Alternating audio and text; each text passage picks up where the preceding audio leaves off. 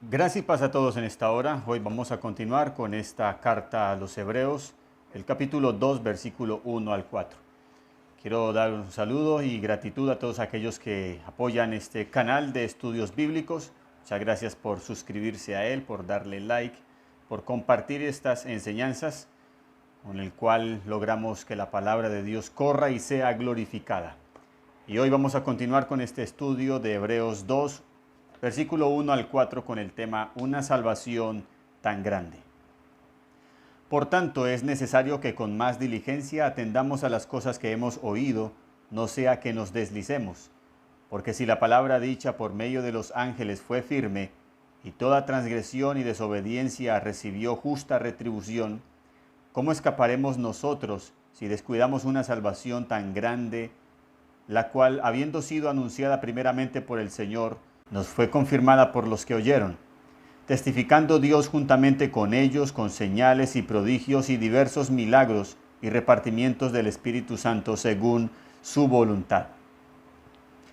Cada capítulo de la Biblia está conectado a un contexto inmediato y al contexto general de las Escrituras. El plan de redención en Cristo Jesús es el contexto general de las Escrituras. Y a ese contexto debe estar unido todo texto de la Biblia. Bajo esa línea debemos leer siempre las Sagradas Escrituras. Este capítulo 2 está conectado a lo que viene diciendo el escritor con el tema de la superioridad de Jesús sobre los ángeles en el capítulo 1. Es decir, no ha terminado el tema. Y eso es muy importante tener en cuenta, ya que esta sección del capítulo 2 es un poco compleja, o al menos ha sido mal interpretada para algunos enseñar la inseguridad de la salvación, o lo que dicen la salvación se puede perder. Y vamos a mirar en esa sección esto, pero teniendo siempre en foco el tema de una salvación tan grande. El versículo 1 dice, por tanto, esa es la conexión que inicia este capítulo 2. Esta conexión nos confirma lo que hemos dicho.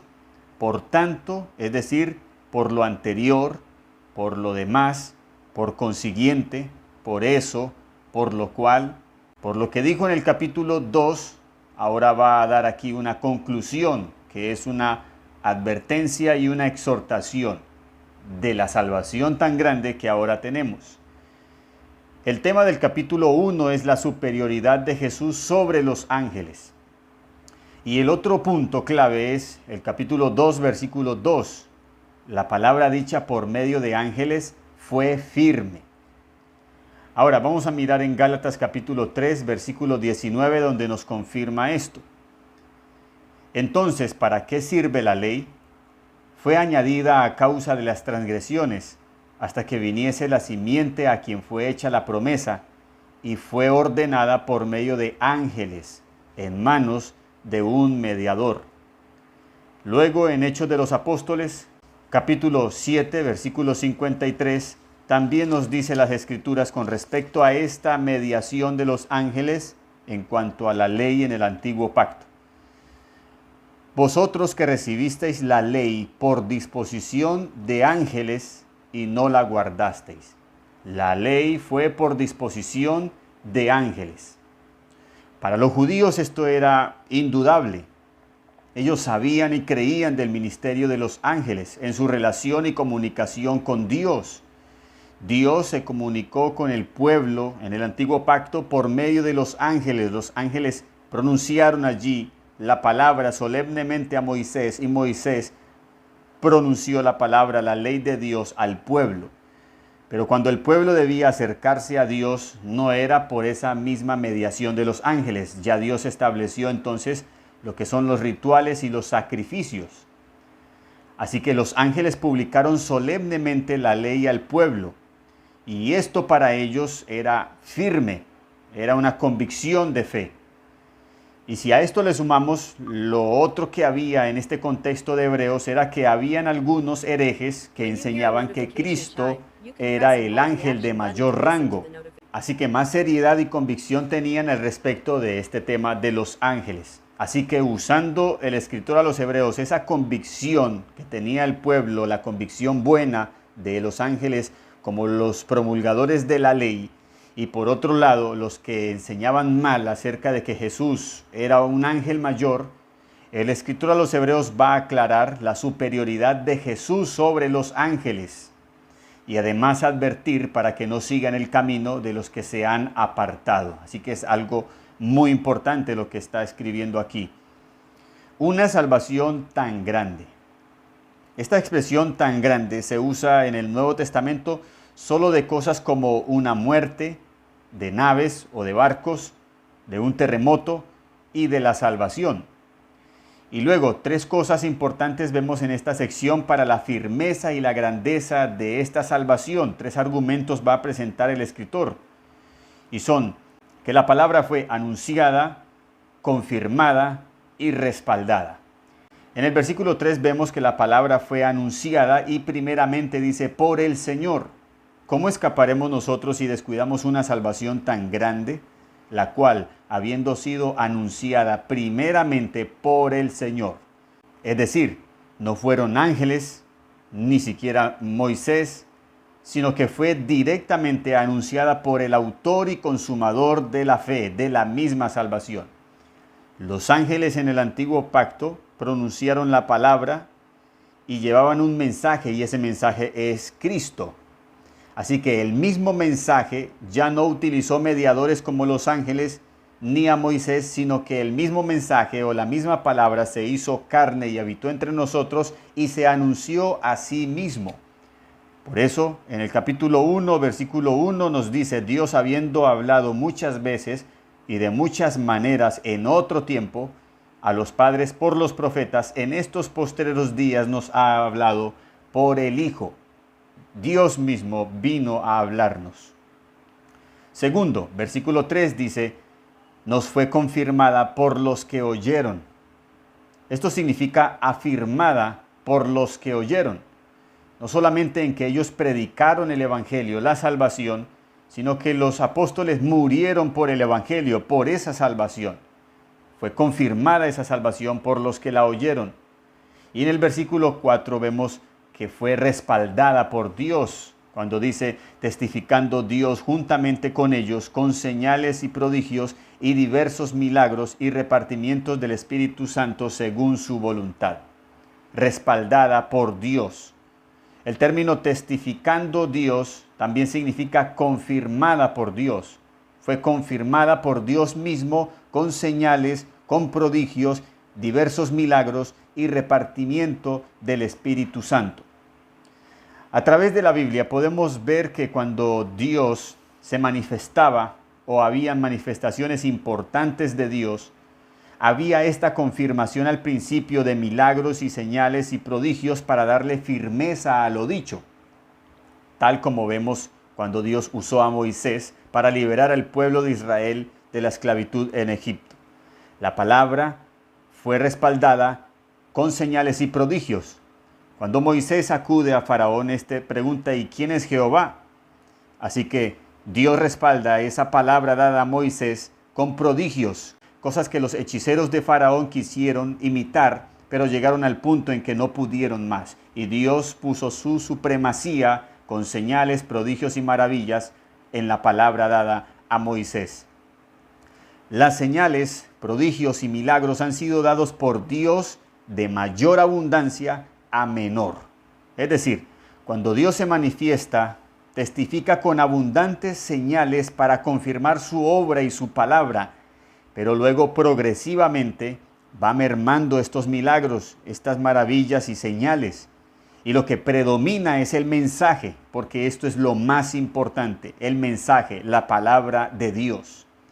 Así que los milagros no tienen que estar en todo predicador como confirmación, ni tampoco los milagros han desaparecido en su totalidad, como algunos también dicen, porque esto es según la voluntad de Dios. No es el hombre el que puede ni tiene disponibilidad 24/7 para hacer milagros, señales y maravillas, como algunos aún programan diciendo: viernes, noche de milagros. Ve por tu milagro donde Dios va a hacer maravillas, señales y prodigios. Aún programan estas cosas cuando ni siquiera los apóstoles hicieron esto. sino que Dios era el que espontáneamente, en un momento especial, en un momento de su soberanía, manifestaba, confirmando la palabra de los apóstoles. Así que no se puede pensar que un predicador o que todo predicador tiene que tener milagros para que pueda tener el respaldo de Dios. O como otros dicen, o como mínimo debe hablar en lenguas como manifestación del respaldo divino. Todo esto es falso. Algunos dicen que todo pastor debe hablar en lenguas para manifestación de que Dios le ha respaldado para ello, y esto tampoco es bíblico. Ahora, el versículo 4, el escritor a los hebreos dice, testificando Dios juntamente con ellos, con señales. El escritor está hablando de los que oyeron, como viene diciendo en el versículo 3. Ellos son los que oyeron, es decir, los apóstoles, los primeros, los que pusieron el fundamento, el principio. Con ellos el escritor no se incluye. Y esto lo usan algunos para confirmar que no fue Pablo quien escribió esta carta a los hebreos. Así que esta salvación tan grande fue confirmada por los que la oyeron y confirmada por Dios con señales, prodigios y maravillas. Luego, el versículo 2 y 3, hay una advertencia. Porque si la palabra dicha por medio de ángeles fue firme, que esa era la convicción de los judíos, y toda transgresión y desobediencia recibió justa retribución, como era lo que prometía el antiguo pacto, ¿cómo escaparemos nosotros si descuidamos una salvación tan grande? La desobediencia en el Antiguo Testamento tenía justa retribución, había castigo. Ahora, si nosotros seguimos el camino de los que han optado por dejarse de congregar, es lo que está diciendo el escritor, de desobedecer a la palabra de Dios, no vamos a quedar sin castigo. También habrá castigo. Así que aquí el escritor no está hablando de perder la salvación, sino del castigo a la desobediencia. El versículo 1 dice, no sea que nos deslicemos. Esta palabra viene del griego parareo. Significa de verse fluyendo o deslizándose, pasando de largo, sin prestar debida atención a algo. En este contexto, a las cosas que hemos oído, como dice el versículo 1. Así que luego dice, ¿cómo escaparemos nosotros? La pregunta es, ¿escaparemos de qué? De lo que viene hablando en el contexto, de la justa retribución, del justo castigo. Dios, a quien ama, lo corrige, lo castiga. Así que aquí está hablando de Dios en su trato con su pueblo, con sus hijos. Dios no está hablando aquí de los impíos. Los inconversos, los que no pertenecen al pueblo de Dios, ya tienen sobre sí el castigo. El castigo es la consecuencia del pecado. Romanos 3:23 dice, por cuanto todos pecaron y están destituidos de la gloria de Dios. Romanos 6:23 dice, porque la paga del pecado es muerte. El que aún no se ha convertido al evangelio ya tiene el castigo sobre sí. Dios ya no lo está castigando, lo va a castigar por desobedecer. Ya él es un desobediente. Aquí está hablando del pueblo, de sus hijos, y Dios, a quien ama, lo castiga. Y aquel que por descuido va deslizándose, va dejando de congregarse, que es también el contexto que estamos viendo de esta carta a los hebreos, va a recibir justo castigo y justa retribución. Los creyentes, los judíos que se habían convertido al cristianismo, algunos se estaban apartando de la fe, puesto que las promesas hechas en el antiguo pacto ahora eran en Cristo. Y ellos estaban dejándose guiar por las cosas y las costumbres de sus padres, los sacrificios, las ceremonias y todas aquellas cosas que ellos estaban acostumbrados a hacer. Les era difícil confiar en alguien que no ven, confiar en unas promesas que no hay que hacer nada por ellas, confiar en la gracia de Dios que todo lo ha hecho a favor de ellos. Mas la persecución que había contra los cristianos por causa del incendio en Roma, todo esto había desplegado una serie de abandonos del camino del evangelio. Por eso el escritor en Hebreos 10:25 dice, no dejando de congregarnos como algunos tienen por costumbre, y todo aquel que deja de congregarse recibirá justa retribución. Este es el mensaje que el escritor a los hebreos está trayendo aquí como advertencia de esta salvación tan grande. Ahora luego encontramos una exhortación en el versículo 1. Por tanto, es necesario que con más diligencia atendamos a las cosas que hemos oído, no sea que nos deslicemos.